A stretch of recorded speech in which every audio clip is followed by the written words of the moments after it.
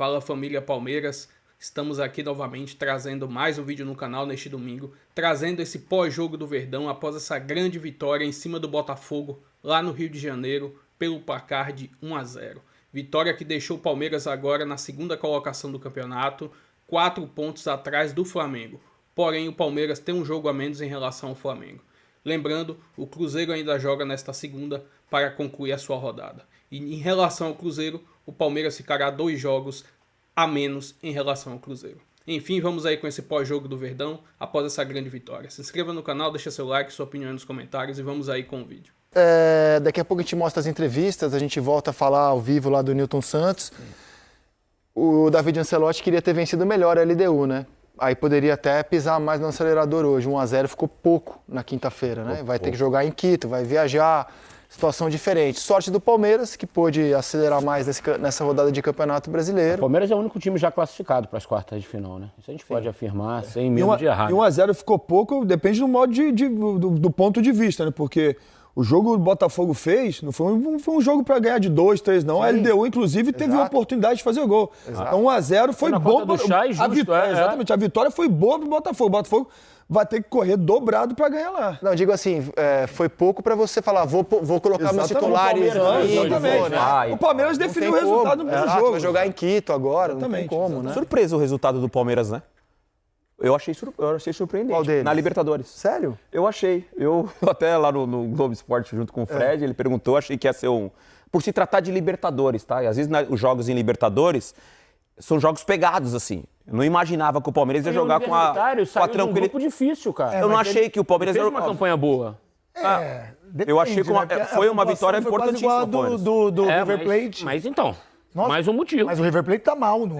Mas é o River Plate, essa é a questão. Né? Eu acreditava, obviamente, na vitória, mas não da forma que foi, pô. E aí, o destaque que você falou do Vitor Roque e do Flaco Lopes, os dois têm uma facilidade de jogar fora da área, né? Os dois estão se entendendo dentro do campo e ocupando os espaços. Quando um não tá como referência, o outro tá como referência. E aí o Abel, inteligentemente, deu mais uma oportunidade dos dois jogando juntos no jogo. Ele foi tentando de tudo, né? Joga Vitor Roque, joga Flaco, varia os jogadores de lado, de meio. Agora ele chegou nessa outra alternativa, que são os dois juntos. Já tinham jogado juntos no Mundial, mas não começaram o jogo como titulares, né? Um começou e o outro entrou, né?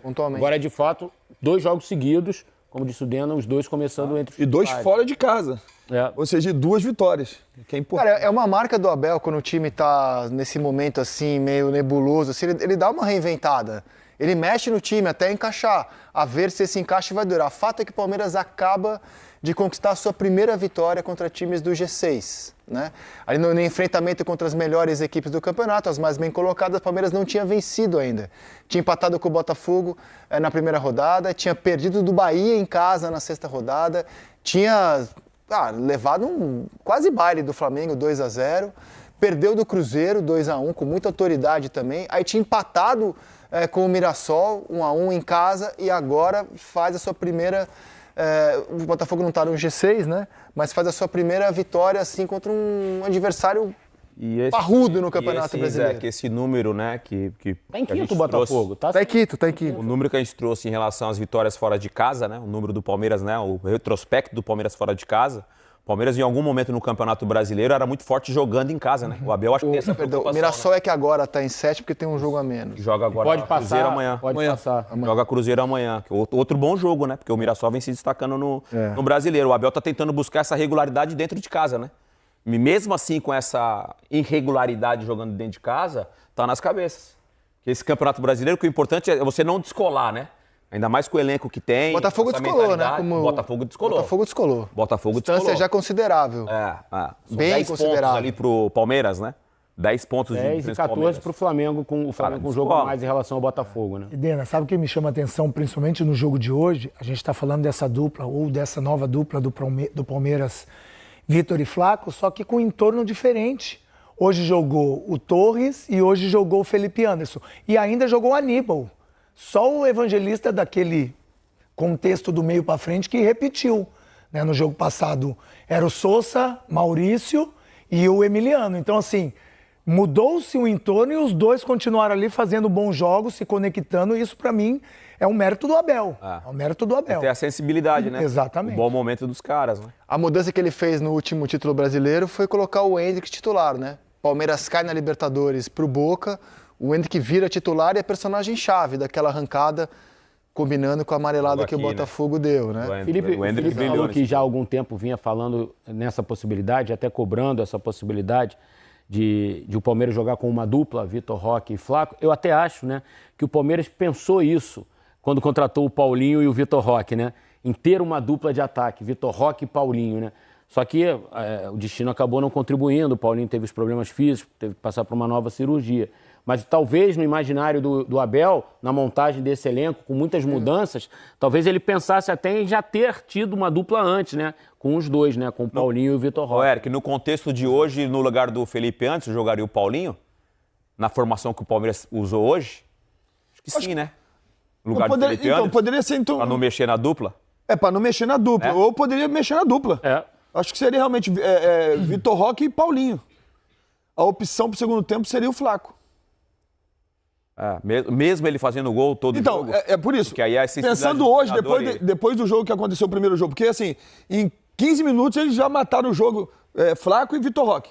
Lá em Lima. 15 minutos eles mataram o jogo. Então assim, se fosse para colocar hoje o Paulinho, eu acho que ele tiraria porque o Paulinho joga joga de perna trocada. Eu acho que ele tiraria o Felipe Anderson. Agora, que importante ter encaminhado a vaga. Foi o único time dos brasileiros na Libertadores que escalou titular na rodada de brasileiro. Flamengo com um time mexido, o Inter, time totalmente reserva. Mas muitos titulares também o Flamengo, né? O time mexido do Flamengo é maravilhoso. Perfeito, mas deu uma segurada, né? É difícil saber quem ele vai escalar de titular na quarta. É que o Inter só tinha um titular. Metade do time. O Inter só tinha um titular. O Inter, time totalmente reserva, São Paulo reserva, Botafogo com 4 titulares. Só o Palmeiras escalou assim, vou com a força máxima. Né? Vai jogar em casa, com a vaga já encaminhada. E assim... Talvez poupe na Libertadores, né? Ou se poupe durante o jogo. O jogo mas faz mais sentido por causa do resultado também. O resultado deixou o Palmeiras mais tranquilo. Sim, claro. Deixou. Cara, essa vitória do Palmeiras fora de casa, é um negócio terrível, meu amigo. Mais uma vitória como visitante, 1-0, gol do Felipe Anderson. Mais uma vez, assim, não foi um jogo ótimo do Palmeiras, né, Jean? Mas...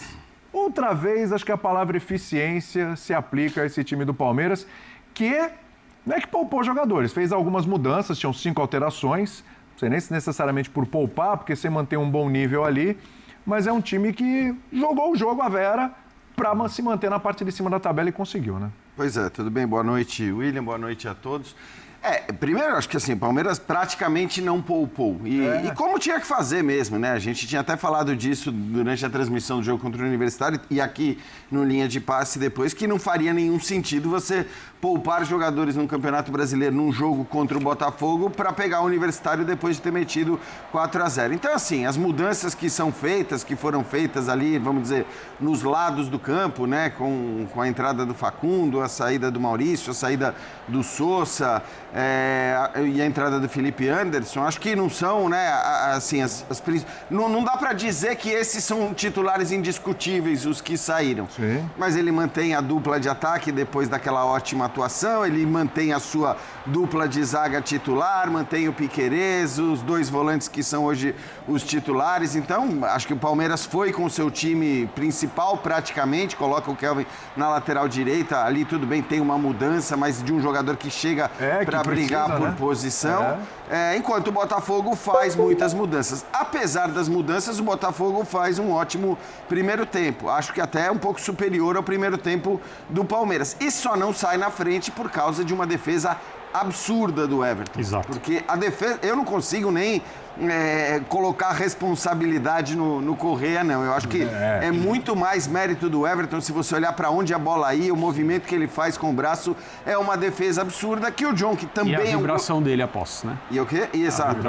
Vibra como se fosse um gol, porque de fato é o que foi. Exato. E o John, que também é um goleiro excepcional, não conseguiu repetir isso na jogada. Muito parecido, né? Muito parecido. Jogadaça do Vitor Roque com o Felipe Anderson, que domina muito bem, mata, leva a bola e consegue fazer um gol que acho que ele estava precisando fazer, né? Ele que também tem tido tantos problemas físicos. Depois, no segundo tempo, como era de se esperar, o Botafogo coloca vários dos seus titulares, mas imediatamente o Abel responde, talvez fazendo até mudanças que não agradaram muito aos torcedores, porque são mudanças teoricamente para... para segurar, controlar mais. Para ter mais intensidade, não de jogadores defensivos, né? Porque nem o Maurício nem o Luiz são jogadores defensivos, mas para ter caras com mais intensidade lá e descansados para dar um combate que eles de fato passaram a dar. E acho que no fim o Botafogo, eu imaginei que fosse até pressionar mais na reta final do jogo. Isso não aconteceu tanto, embora o Everton ainda tenha feito uma grande defesa ali já no final. Era um jogo que poderia muito bem ter terminado empatado, terminou com a vitória do Palmeiras, que se mantém ali por pontos perdidos na cola do Flamengo, né? Daqui a pouco a gente vai falar do Flamengo, que acho que desponta como favorito indiscutível para o título brasileiro, mas o Palmeiras, né, consegue, ainda que a duras penas, se manter lá grudado nos pontos perdidos, fazendo inclusive a sua melhor campanha no Campeonato Brasileiro na era do Abel Ferreira, né? É impressionante. Impressionante. É uma pontuação muito boa, mas aí você tem um time que está pontuando ainda mais do que o Palmeiras. Acabou a crise, professor? Tudo bem? Boa noite, William. Boa noite, companheiros. É sempre precipitado dizer isso do futebol brasileiro, né? Especificamente também do Palmeiras, que passou por tumultos, inclusive para estar no Rio, né? Mais um atentado criminoso contra o ônibus do Palmeiras, seja quem for, é criminoso. Claro, claro. A gente não sabe quem cometeu o crime, mas é mais um desses crimes. Agora, a atuada do jogo de hoje foi uma atuada muito parecida com o Jean lembrou que é a melhor das campanhas do brasileiro, mas tem uma coisa que está igual, que é o jeito como o Palmeiras conduz esse tipo de partida, né? O Palmeiras conduz essas partidas com muita competência. Os invejosos dirão que é sorte, mas a sorte é fruto da competência de quem mantém esse trabalho há tanto tempo, um trabalho contestado aí uma semana, 10 dias. A gente viu o Palmeiras ganhar com um gol, que foi justamente o gol que seu adversário perdeu no primeiro tempo. O primeiro tempo, eu acho que teve mais Botafogo ainda do que se fala aí da média. Só o Botafogo atacou. As principais chances do Botafogo. O dobro de chutes contra o gol do Palmeiras. O Palmeiras chega ao seu gol na primeira bola no alvo, em todo o jogo até ali. E teve esse mérito, principalmente no segundo tempo. Você falou em poupar. Eu acho que essa é uma diferença do Palmeiras em relação às outras equipes. O Palmeiras e o Abel, eles não poupam. O Palmeiras e o Abel dosam. É diferente. Isso. Quando você dosa energias, geralmente a energia que ele dosa num jogo como esse já começou no anterior. Então é muito inteligente esse trabalho do Abel. De fato, em alguns momentos você está sujeito a críticas. Quando tira os dois atacantes, passa a ter um meia com uma função mais... aquilo foi mais uma resposta à entrada do Danilo, né? Quando ele põe o Maurício. Mas é tudo muito bem arquitetado, enfim, coloca-se isso como o tal do plano, né? Como fosse uma coisa mística. Isso é trabalho, é um trabalho muito competente, nem sempre vai dar certo. O Palmeiras vem de confrontos aí que deveria ter mostrado um poderio ofensivo que não mostrou. Eu falo especificamente do caso do derby, mas isso já vem de algum tempo também, desde o Brasileiro perdido. Tem seus prós, tem seus contras. Hoje foi mais um dia muito feliz do trabalho do Abel e desses jogadores. Foi uma vitória merecida, principalmente por conta do empenho desse adversário que entrou, em princípio, com 4 titulares. Alguns forçados, né? O Botafogo não tinha zagueiros. Tem que jogar com o Marçal de zagueiro e na medida em que o Marçal vai de zagueiro, o Alex Telles tem de lateral. Sim. Então o Botafogo foi forçado a colocar 4 jogadores em campo. 2 times, eu acho que nessa rodada, esses sim, pouparam o que puderam. O Botafogo e principalmente o Internacional na derrota para o Flamengo. Mas esse é o Palmeiras que a gente conhece. Se não voltou todo o futebol que a gente espera desse time, voltou a maneira como essa equipe encara confrontos como esse. E eu acho que os jogos pós-Corinthians, né, André, onde estourou a crise, né? Pois eles mostram assim, primeiro aquele jogo contra o Ceará, que era um jogo de uma carga emocional absurda. Sim. Por tudo que tinha acontecido naquela semana e por vir da eliminação. Vence de virada. Vence de virada, consegue resgatar e tirar a duras penas uma vitória que foi importantíssima.